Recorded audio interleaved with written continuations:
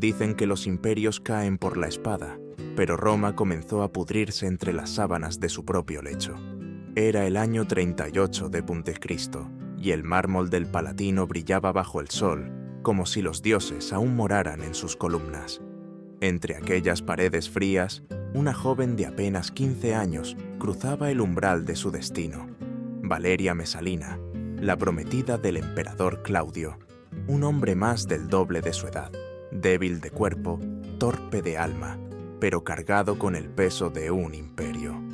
Los romanos lo celebraron como una unión bendita, una esposa noble, pura, símbolo de fecundidad, capaz de restaurar el honor de una dinastía manchada por la locura de Calígula. Las calles se llenaron de coronas de flores, de incienso, de promesas. Nadie imaginaba que, bajo el velo blanco de la joven, latía un corazón dispuesto a desafiar a los dioses. El matrimonio no fue una historia de amor, sino un contrato político. Claudio buscaba legitimidad, Mesalina, poder y libertad.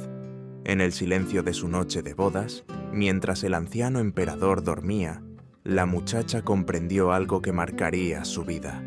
Su cuerpo era su única arma. En un mundo donde las mujeres eran sombras detrás de los hombres, ella decidió convertir esa sombra en fuego. Roma exigía a sus mujeres virtud, obediencia y silencio. Pero bajo esa fachada moralista, hervía una ciudad de placeres secretos. Las termas, los teatros, las tabernas ocultas en el barrio de Subura eran los templos del deseo. Los mismos senadores que predicaban la castidad sacrificaban su decoro en la oscuridad. Mesalina los observaba, aprendía, memorizaba su hipocresía. Cada sonrisa suya en público era un disfraz. El Palatino, su prisión de mármol, le ofrecía oro, poder, banquetes interminables. Pero para ella, ese lujo era una jaula. Los retratos de las matronas la miraban desde los muros, recordándole lo que debía ser: esposa, madre, símbolo de pureza. Sin embargo, cuanto más la sociedad la adoraba, más profunda crecía su aversión hacia ese papel impuesto. La virtud se convirtió en su máscara favorita, una máscara que algún día destruiría con placer. Al caer la noche, Roma brillaba como una joya envenenada. Las risas se mezclaban con los gritos de los gladiadores, que aún resonaban desde el Coliseo. En algún rincón del palacio, Mesalina se contemplaba frente a un espejo de bronce. Su reflejo devolvía la imagen de una emperatriz perfecta, pero sus ojos contaban otra historia, la de una niña atrapada en un cuerpo de reina, ansiosa por sentir lo prohibido, por poseer algo que ni el propio emperador podía darle, el poder absoluto sobre el deseo. Esa noche, mientras las antorchas se apagaban una a una, ella comprendió que los imperios no se destruyen de golpe, se pudren poco a poco, desde el alma de quienes los gobiernan. Y Roma, en ese instante, comenzó a morir con un suspiro. Dijo el cronista Tácito siglos después: algunos imperios se construyen con espadas, otros con cuerpos. Y nadie, absolutamente nadie, encarnó esa verdad mejor que Valeria Mesalina. ¿Fue la lujuria su condena o su forma de libertad? Aquella noche nupcial no marcó el inicio de una vida gloriosa, sino el comienzo silencioso de la decadencia de Roma. A los ojos del pueblo, Mesalina era la imagen perfecta de la esposa romana. Su piel pálida, su cabello dorado, su elegancia heredada de una larga estirpe noble. Todo en ella inspiraba devoción. En los foros se pronunciaba su nombre con respeto. Las mujeres la admiraban, los hombres la temían. Había dado 2 hijos al emperador. Asistía a los ritos del Estado, ofrecía sacrificios a los dioses y sonreía con la serenidad de quien no parece necesitar nada más. Pero bajo esa serenidad se ocultaba una tensión invisible, un volcán cubierto por las capas del protocolo imperial. En Roma, las mujeres se dividían en 2 categorías: la matrona, símbolo de virtud y familia, y la meretrix, la cortesana pública, relegada al placer y al desprecio. No existía punto medio. Mesalina había nacido para representar el ideal de la matrona, pero dentro de ella se agitaba una bestia que anhelaba escapar de las normas, de los muros, de los ojos que la observaban día y noche. En su interior, la represión se transformaba en deseo, el deseo en ira y la ira en poder. El filósofo Séneca escribiría que la mente oprimida por el deber acaba buscando refugio en el vicio. Tal vez Mesalina lo entendió antes que nadie. Cada ceremonia, cada discurso, cada mirada de Claudio recordándole su deber como esposa y madre, la hundía más en una prisión invisible. El imperio la vestía con joyas, pero esas joyas eran cadenas. Su mente comenzó a dividirse. De día era la emperatriz que el pueblo veneraba, pero de noche soñaba con otros mundos, con los barrios donde la moral no tenía nombre, donde las mujeres podían ser lo que Roma les prohibía ser. En esos sueños no era la esposa del César, era simplemente una mujer libre. Mesalina comprendía el lenguaje del poder mejor que los hombres que la rodeaban. Sabía que en Roma la política y el deseo eran dos caras de la misma moneda. Mientras los senadores discutían leyes sobre virtud, ellos mismos financiaban orgías privadas y compraban silencio con favores. Ella observaba y aprendía. Comprendió que el verdadero dominio no nacía de los discursos ni de las espadas, sino del control del deseo ajeno. Su belleza se convirtió en un arma. No buscaba placer, buscaba dominio. Cada mirada era un desafío, cada sonrisa, una provocación. En un mundo gobernado por hombres, Mesalina empezó a descubrir que el cuerpo podía ser un trono, y la seducción una forma de poder. Sin embargo, en el fondo de esa estrategia había algo más profundo, casi trágico: la necesidad de ser vista no como esposa del emperador, sino como alguien que existía por sí misma. La Roma de los hombres había borrado el alma de las mujeres, y Mesalina estaba decidida a recuperarla, aunque para ello tuviera que incendiar el templo de la virtud. Cuando se miraba al espejo, ya no veía a la muchacha que un día soñó con amor o respeto. Veía una máscara perfectamente tallada, el rostro de la emperatriz pura, el rostro que todos adoraban. Detrás de esa máscara, algo se movía, oscuro, tembloroso, casi sobrenatural. Cada día, el silencio se hacía más pesado.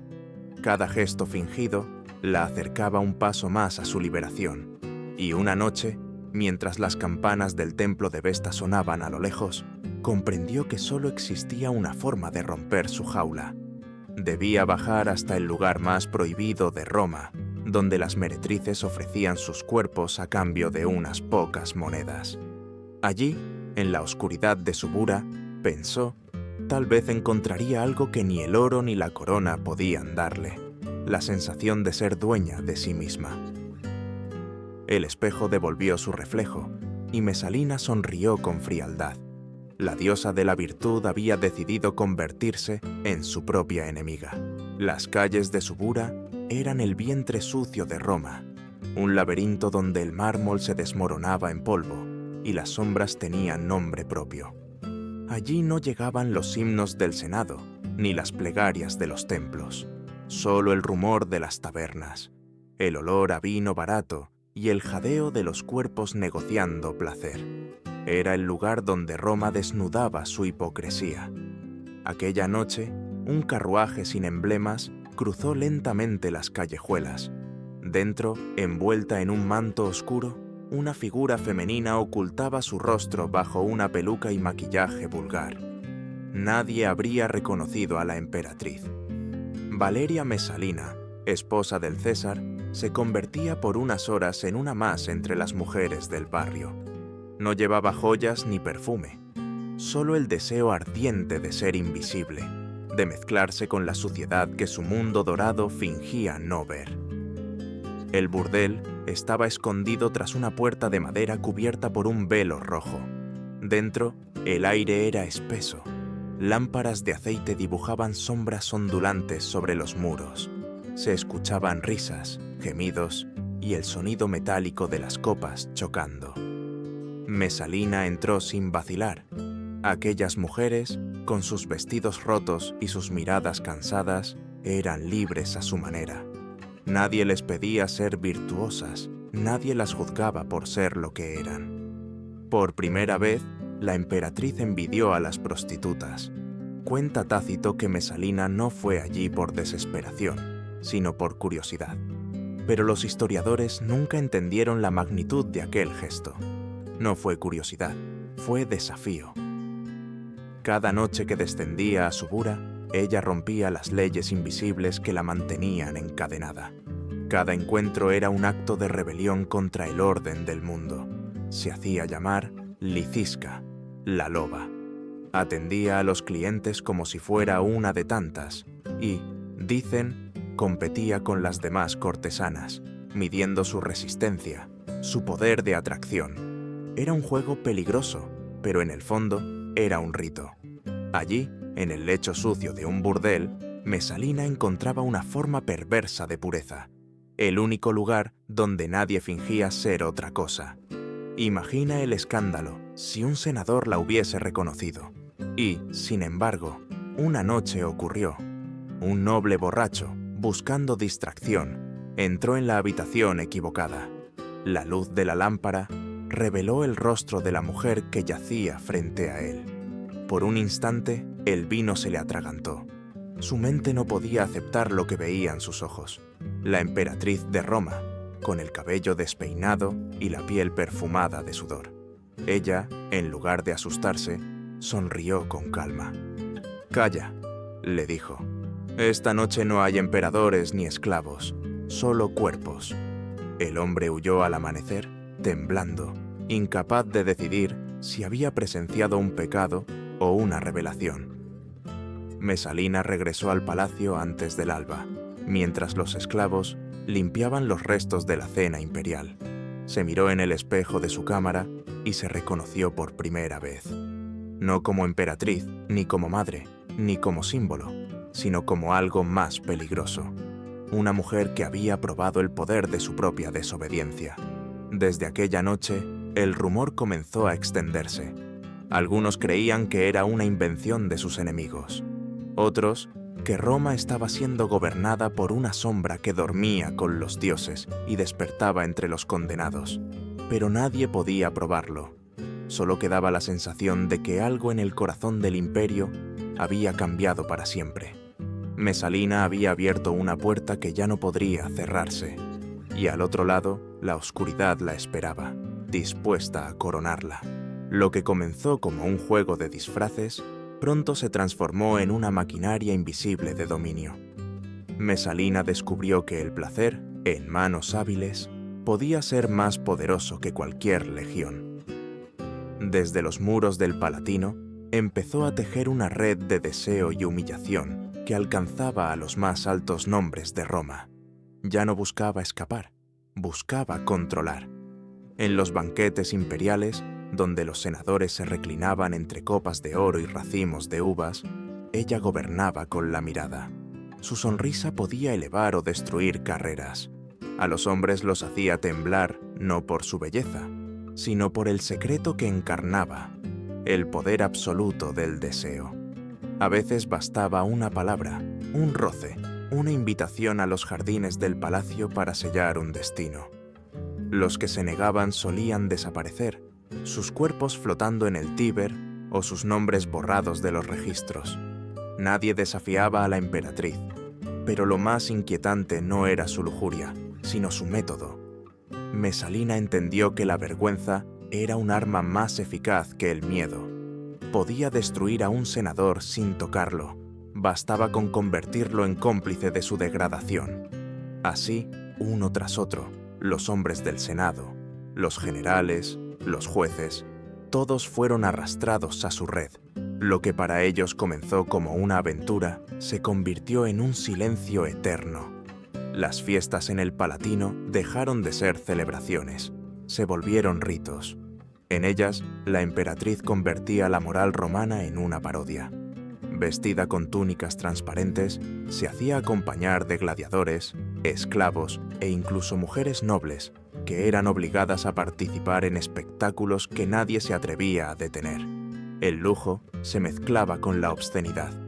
La música de las flautas cubría los gemidos, y el vino corría como sangre en el mármol. A veces, Mesalina hacía traer a los hijos de sus enemigos, muchachos de familias honorables, para someterlos a sus juegos. Los viejos senadores se veían forzados a mirar, incapaces de intervenir. La vergüenza los mantenía obedientes. Roma, el imperio que había conquistado el mundo, se rendía ante una sola mujer armada con placer y humillación. Los filósofos de la época, horrorizados, intentaron encontrar una explicación. Algunos decían que era una enfermedad del alma, una forma de locura femenina. Otros veían en ella un reflejo de la decadencia de Roma misma. Pero la verdad era más profunda. Mesalina no estaba loca, era una estratega. Había comprendido que, en un sistema dominado por hombres, la única manera de gobernarlos era desnudar sus hipocresías. Cada acto suyo era un espejo, mostraba a Roma su propio rostro. La ciudad que predicaba la virtud se alimentaba del vicio. Los templos de los dioses eran sostenidos por manos manchadas de placer. Mesalina solo arrancó el velo. Su dominio no se limitaba a las alcobas. Utilizaba lo que aprendía en ellas para manipular nombramientos, contratos, juicios. Los hombres a los que poseía se convertían en sus instrumentos. Ningún decreto pasaba sin su consentimiento. Claudio, su esposo, apenas comprendía la magnitud de lo que ocurría a su alrededor. Algunos dicen que prefería no saber. Otros, que estaba tan cegado por el deseo que confundía la sumisión con el amor. Y así, la corte imperial se convirtió en un teatro. Las risas eran nerviosas, los aplausos forzados, las miradas evitaban encontrarse. Detrás de cada gesto había una historia de vergüenza compartida. Roma seguía funcionando. Los mercados abrían, las legiones marchaban, los templos ardían de incienso. Pero el alma del imperio se estaba pudriendo. Mesalina no necesitó un ejército para conquistar Roma. Le bastaron los secretos. Cada noche en el palacio era una guerra silenciosa, y cada víctima añadía un ladrillo más a su trono de deseo. El filósofo Juvenal, mucho después, escribiría: «En Roma la virtud es una máscara que se compra con placer». Y Mesalina fue quien le enseñó ese precio. El Palatino, centro del poder del mundo, se había convertido en un templo del vicio. Allí donde antaño resonaban las oraciones al genio del César, ahora se oían los cánticos de una nueva religión, la del deseo. Las columnas cubiertas de mármol reflejaban el resplandor de las antorchas, y el aire olía a vino, incienso y sudor. Los esclavos caminaban descalzos sobre los mosaicos manchados de néctar derramado. Cada noche era una ceremonia, cada ceremonia una blasfemia. Mesalina no necesitaba sacerdotes. Ella misma era la diosa de su culto. Vestía túnicas translúcidas que apenas ocultaban su piel, coronada con hojas de hiedra como si fuese Baco, en forma femenina. Las fiestas que organizaba comenzaban como banquetes imperiales, pero terminaban como sacrificios a la lascivia. Los invitados se sentaban temblorosos, conscientes de que estaban a punto de participar en algo que los mancharía para siempre, pero incapaces de resistirse. El vino corría desde cálices de oro. Los músicos tocaban flautas frigias, el sonido hipnótico envolvía la estancia. Los gladiadores, aún con las cicatrices del combate, eran traídos como trofeos humanos para satisfacer los caprichos de la emperatriz y de sus invitados. Las mujeres nobles, obligadas a asistir, se veían forzadas a mirar o a participar, y en medio de aquella decadencia, Mesalina reinaba, sonriendo con una calma que aterrorizaba más que la locura. Los cronistas antiguos relatan que incluso los dioses eran parodiados. En una de aquellas noches, Mesalina mandó preparar un altar dedicado a Venus y Baco. Comenzó vestida como sacerdotisa, recitando oraciones con una solemnidad teatral, y de pronto arrancó sus vestiduras entre risas. Ordenó a todos imitarla. El ritual degeneró en una orgía que duró hasta el amanecer, una mofa de la religión que había mantenido unido al imperio durante siglos. Aquello no era solo placer, era una forma de dominio espiritual. Al corromper lo sagrado, Mesalina demostraba que ella podía subvertir las leyes mismas de los dioses. Roma ya no obedecía a Júpiter ni a Marte, sino al deseo de una mujer. En su mente, el sexo se había convertido en un instrumento político, una liturgia de poder. Los invitados, al salir de aquellas fiestas, lo hacían con el rostro pálido, los ojos vacíos. Algunos no volvían jamás. Otros eran recompensados con cargos o riquezas, pero todos quedaban marcados. Lo que había ocurrido en el Palatino era un secreto compartido, un pacto de silencio que encadenaba por igual a víctimas y cómplices. Los rumores se esparcieron por la ciudad como una fiebre. Las matronas susurraban su nombre con miedo. Los maridos temían ser convocados al palacio, no por ambición, sino por terror a ser elegidos para sus juegos. Roma entera se debatía entre la fascinación y la repulsión. Y mientras tanto, el emperador Claudio, ajeno o indiferente, firmaba decretos, asistía a consejos, sin advertir que su esposa estaba disolviendo el alma del imperio desde su propio lecho. Los filósofos de aquel tiempo hablaron de una Roma dividida en dos, una que aún veneraba la virtud y otra que se entregaba al vicio sin pudor. Pero ambas compartían la misma enfermedad, la hipocresía. Porque incluso quienes condenaban a Mesalina en público buscaban su invitación en secreto. En los templos, los sacerdotes ofrecían sacrificios para purificar la ciudad.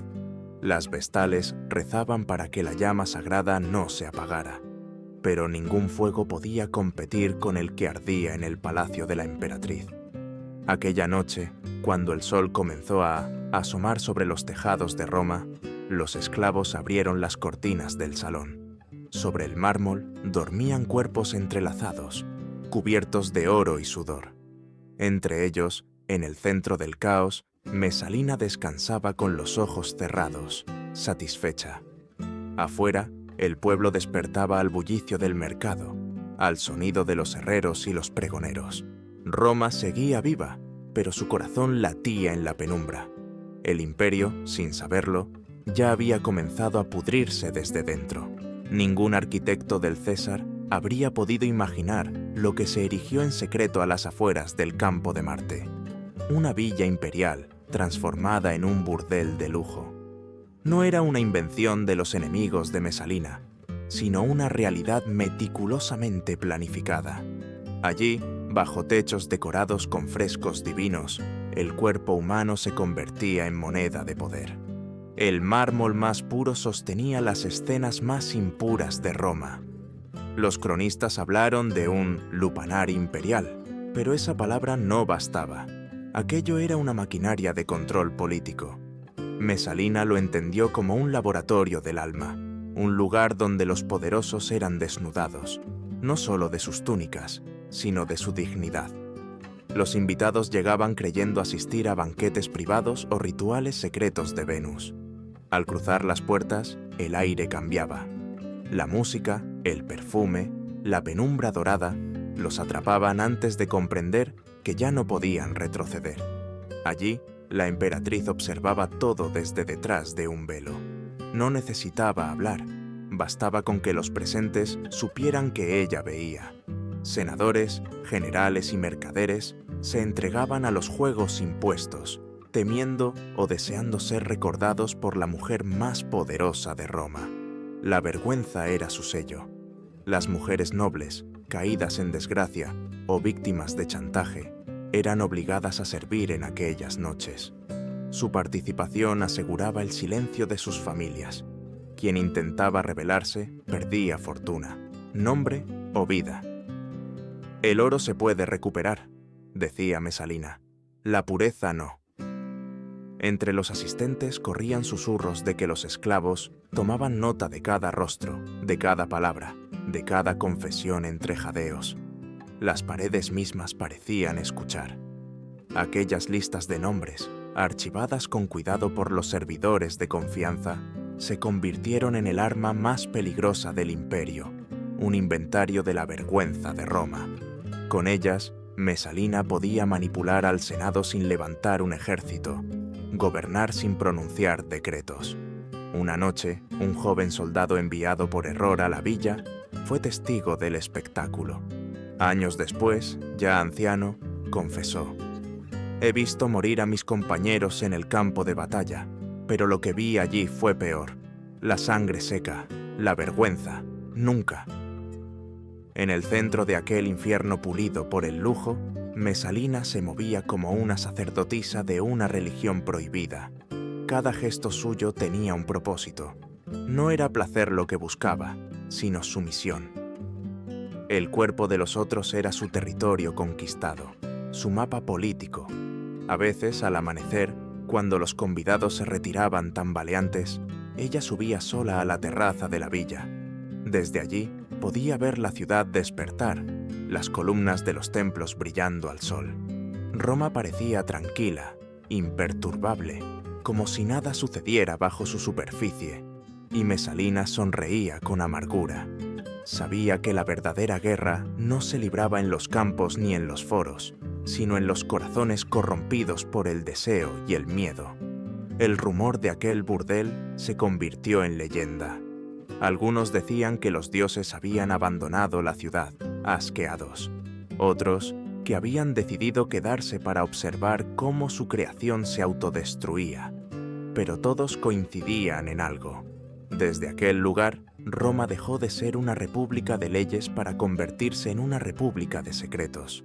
Mesalina no lo ignoraba. Cada nombre comprometido, cada secreto guardado, la hacían más intocable. Había creado un imperio paralelo, construido no sobre conquistas, sino sobre humillaciones. Y como todo imperio, también el suyo esperaba su momento de gloria y caída. Porque cuando una sociedad aprende a vivir de rodillas, su ruina ya está escrita. Con el tiempo, la sed de poder de Mesalina dejó de encontrar límites. Lo que al principio había sido un experimento de dominio secreto, se transformó en un espectáculo público, una forma de arte cruel. Para ella, la vergüenza se convirtió en entretenimiento, el placer en una competición. Roma, la ciudad de los héroes, se arrodillaba ante una emperatriz que jugaba con el honor como un niño juega con el fuego. La historia más célebre y la más infame de aquellas noches fue su desafío contra Cila, la prostituta más famosa del imperio. El rumor comenzó como una broma entre cortesanos. ¿Podría la emperatriz de Roma superar a la meretriz más resistente de la ciudad? Pero lo que para los demás era un chisme obsceno, para Mesalina fue una declaración de guerra, no contra Cila, sino contra toda la moral romana. Aquella noche, el salón del Palatino se llenó de un público selecto, senadores, militares, damas de la nobleza, todos convocados bajo pretextos distintos. Los esclavos apagaron las lámparas y el ambiente se volvió denso, casi religioso. En el centro, Mesalina y Cila, dos mujeres separadas por el rango pero unidas por un mismo instinto primitivo, demostrar quién poseía el verdadero poder del cuerpo. El duelo duró horas. Uno tras otro, los hombres se rindieron ante ambas. Cila, experimentada y calculadora, se movía con ritmo constante, como quien conoce su oficio y su límite. Mesalina, en cambio, parecía poseída. No había en ella placer, ni deseo, solo una furia silenciosa, un desafío a los dioses que la habían condenado a ser símbolo de virtud. A cada instante miraba al público, como si dijera sin palabras: «Esto es lo que temen, esto es lo que soy». Cuando el amanecer tiñó el cielo de rojo, Cila colapsó exhausta tras haber complacido a 25 hombres. Mesalina continuó. 30, dicen algunos. 32, aseguran otros. Lo cierto es que cuando el último cayó, ella se incorporó, empapada en sudor y triunfo. Nadie se atrevió a aplaudir. En la sala reinó un silencio de espanto. Roma había presenciado no una victoria, sino una profanación. A partir de esa noche, su nombre dejó de pronunciarse con respeto y comenzó a hacerlo con miedo. Mesalina ya no era la esposa del emperador, ni siquiera una mujer. Era un símbolo viviente de la decadencia. Una diosa sin piedad, coronada con los pecados de todo un pueblo. Los filósofos intentaron comprenderla. Algunos creyeron que su desenfreno era producto de una enfermedad, una lujuria sin freno. Otros, más lúcidos, sospecharon una lógica más siniestra. No es placer lo que busca, escribió un cronista anónimo, sino victoria. Cada acto de degradación era un acto político. Cuanto más violaba las normas, más demostraba que esas normas eran suyas para romper. Y sin embargo, en lo más hondo, Mesalina no era solo una dominadora, sino también una prisionera. El vacío que la consumía crecía con cada triunfo. El poder, como el deseo, no conoce saciedad. Cuanto más controlaba, más necesitaba quebrar. Cuanto más humillaba, más temía ser humillada. Era una reina en un trono hecho de cenizas. Roma, mientras tanto, empezaba a pudrirse del todo. Los soldados murmuraban, los senadores callaban, los templos se vaciaban. Nadie se atrevía a enfrentarla, pero todos esperaban el momento de su caída, porque en cada imperio llega un instante en que el escándalo deja de ser fascinante y se convierte en insoportable. Mesalina no lo veía. Embriagada por su propia leyenda, creía ser intocable. No entendía que su imperio no estaba construido sobre piedra ni sangre, sino sobre miedo. Y el miedo, cuando se agota, deja paso al odio. Aquella noche, mientras el sol nacía sobre los tejados del Palatino, la emperatriz se miró al espejo. Sus ojos reflejaron algo más que belleza, reflejaron la nada. Y por primera vez, comprendió que incluso los dioses, cuando se sienten aburridos, destruyen sus propios templos. Roma seguía funcionando, al menos en apariencia. Las legiones marchaban, los mercados bullían, los pregoneros gritaban las noticias del día. Pero debajo de esa fachada, el poder se desmoronaba. Lo que antes había sido una estructura sólida de leyes, tradiciones y jerarquías, ahora era una red invisible de chantajes y silencios. El Senado ya no deliberaba, obedecía. Los jueces ya no dictaban justicia, calculaban qué secreto de Mesalina podía arruinarlos. La corrupción no era una mancha, era el tejido mismo del imperio. El Palatino, que antaño simbolizaba el orden del mundo, se había convertido en una madriguera de miedo. Los esclavos evitaban mirarla a los ojos. Los ministros hablaban en susurros. Hasta Claudio, el emperador, parecía una sombra a su lado, un hombre envejecido antes de tiempo, confundido entre la devoción y el terror. Algunos creían que era ciego por amor, otros que fingía no ver para salvar su propia vida. Los rumores sobre la emperatriz habían cruzado las fronteras. En Alejandría, en Antioquía, en Cartago, los mercaderes hablaban de ella como de una diosa loca. Roma ya no conquista con espadas, decían, sino con vergüenza. En las provincias, los gobernadores recibían órdenes dictadas desde el dormitorio imperial. Y cuando alguien osaba preguntar cómo una mujer podía tener tanto poder, la respuesta era siempre la misma: porque nadie se atreve a negárselo. Las consecuencias eran devastadoras. Los cargos públicos se compraban con favores íntimos. Las alianzas se sellaban con carne, no con sangre. Los soldados empezaron a murmurar en las tabernas. Decían que la ciudad eterna estaba gobernada por un espíritu corrupto, que los dioses habían abandonado el Capitolio. Para ellos, morir en batalla era un honor. Ser convocado a la villa de Mesalina, una deshonra peor que la muerte.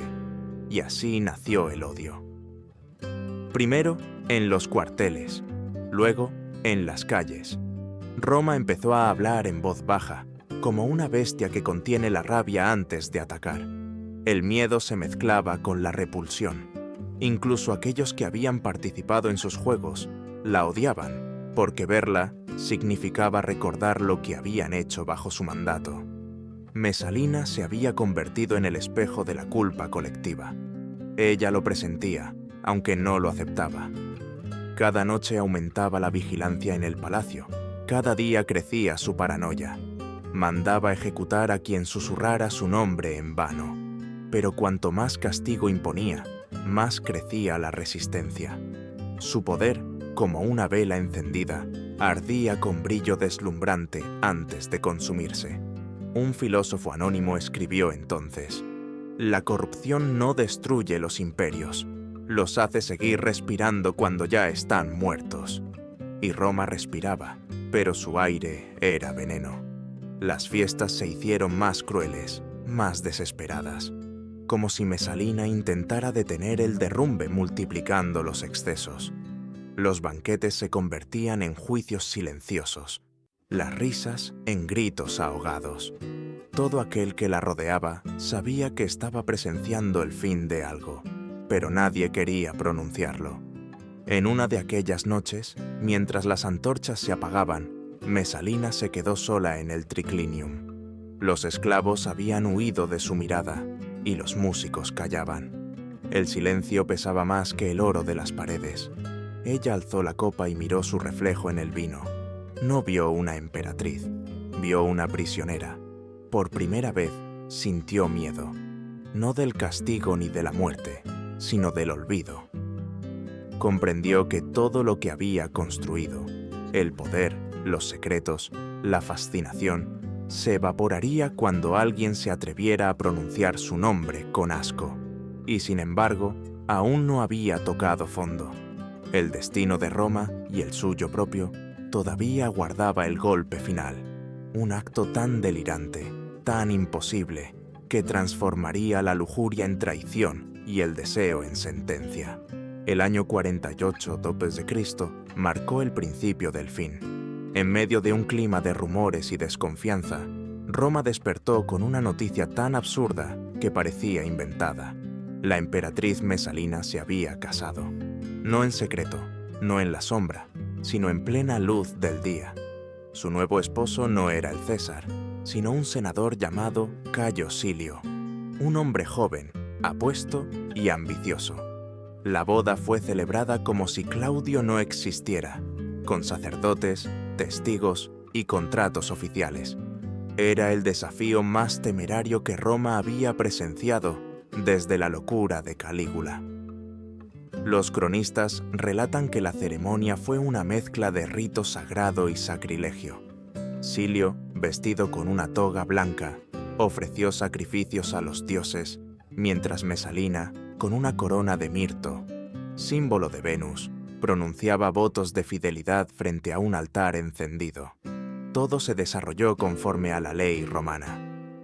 Por unos instantes, el mundo pareció trastocado.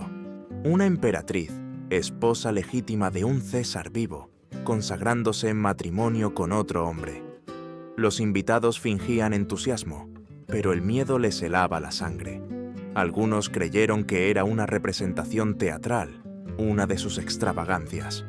Otros, que la locura se había apoderado de ella. Sin embargo, los que mejor la conocían, sabían que no era un arrebato de pasión, sino una declaración de guerra. Mesalina ya no se conformaba con gobernar desde las sombras. Quería un trono propio, un imperio libre de la debilidad de Claudio.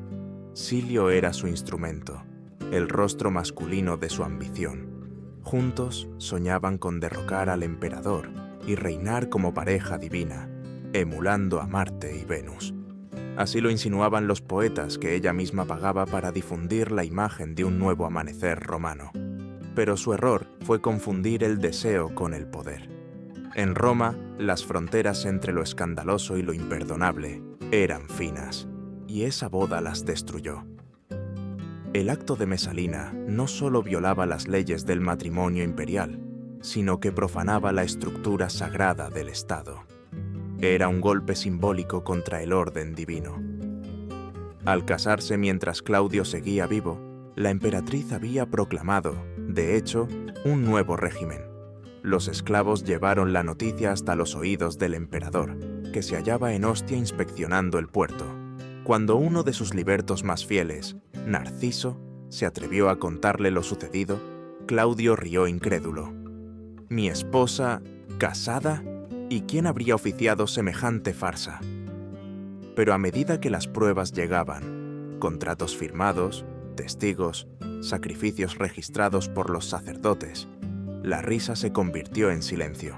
Narciso, consciente del peligro, actuó con rapidez. «Señor, no es farsa, es usurpación. Si no vuelves a Roma ahora, mañana no habrá trono que recuperar». El emperador, débil y vacilante, fue empujado por la urgencia del miedo. Los soldados fueron convocados. Roma sintió el temblor de la ira imperial acercándose. Mesalina, mientras tanto, celebraba en su villa, rodeada de músicos y danzas, convencida de que los dioses la habían elegido.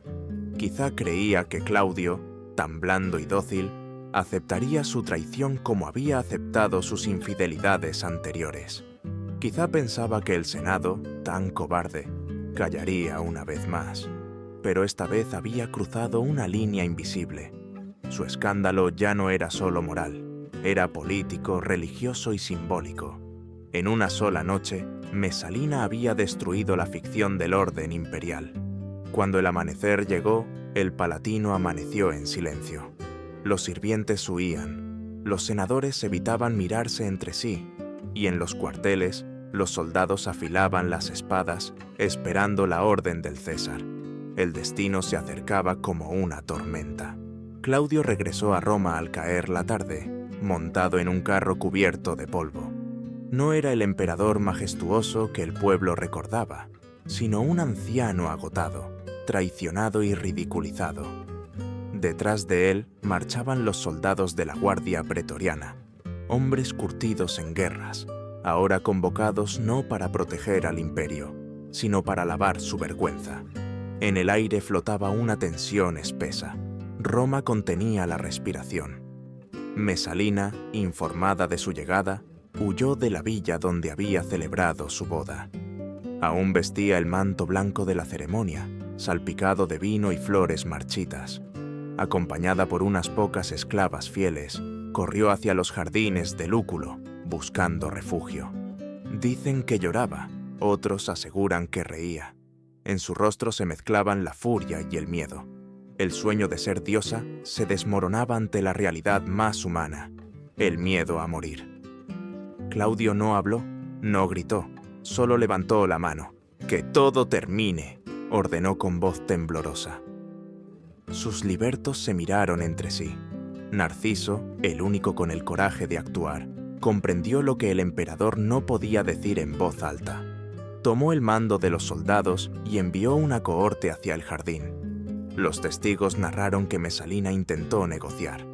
Prometió renunciar a Silio, prometió el exilio, prometió cualquier cosa.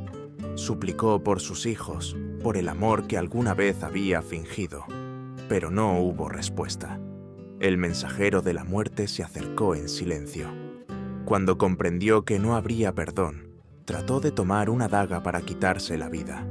Su mano tembló. No fue capaz. Entonces el soldado la ayudó, hundiendo la hoja entre sus costillas. Así murió Valeria Mesalina, emperatriz de Roma, a los 23 años. Murió no en un trono, sino sobre la tierra húmeda de un jardín, con el cuello manchado de sangre y las flores pisoteadas a su alrededor. El último sonido que escuchó fue el murmullo del viento entre los laureles, como si la ciudad que había corrompido respirara aliviada por fin. Pero su castigo no terminó con la muerte. Claudio, en un arranque de furia y vergüenza, decretó la damnatio memoriae, la condena del recuerdo.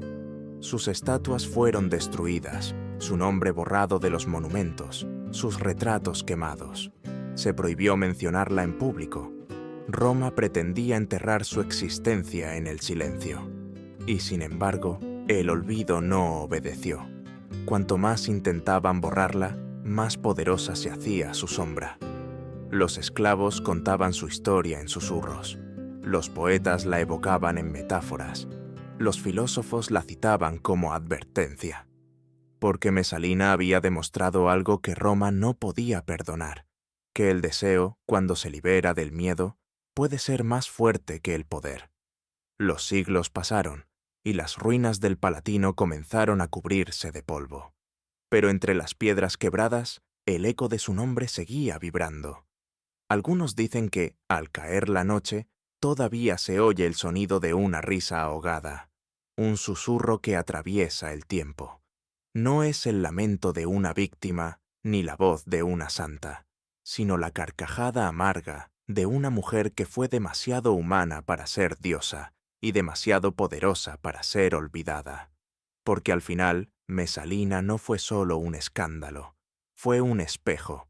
Roma vio en ella su verdadero rostro, un rostro hecho de deseo, ambición y miedo.